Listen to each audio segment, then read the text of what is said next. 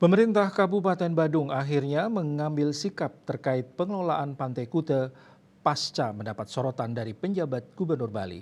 Pemerintah setempat memutuskan akan mengambil alih pengelolaan pantai berpasir putih ini agar terkelola dengan baik.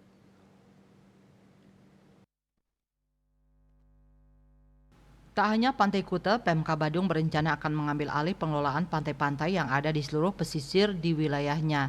Meski demikian, Pemkab memastikan akan tetap melibatkan desa adat setempat dalam proses pengelolaan. Sekretaris Daerah Kabupaten Badung Iwayan Adi Arnawo menyampaikan saat ini pihaknya tengah merancang pola pengelolaan kawasan pantai mengacu pada regulasi Undang-Undang Nomor 1 Tahun 2014 yang menetapkan bahwa kewenangan pengelolaan pantai ada di pemerintah daerah. Dalam pola pengelolaan yang dirancang setelah pengelolaan dialihkan kepada pemerintah, semua aspek pembangunan dan penataan akan dilaksanakan oleh pemerintah termasuk pengaturan anggaran. Kemudian potensi ekonomi yang muncul akan dikerjasamakan dengan desa adat sebagai bagian dari pelestarian adat dan budaya. Langkah tersebut berlaku untuk seluruh kawasan pantai di Kabupaten Badung dengan penataan yang telah dilakukan di beberapa pantai seperti Kute, Legian, Seminyak, dan Jimbaran, serta akan berlanjut ke Pantai Canggu.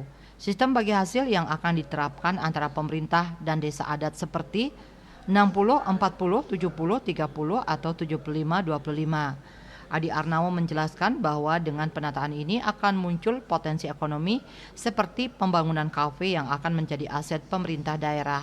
Nantinya akan dibuat pola restribusi antara pemerintah daerah dan desa adat untuk memastikan pengelolaan yang efisien dan berkelanjutan. Bali Post melaporkan.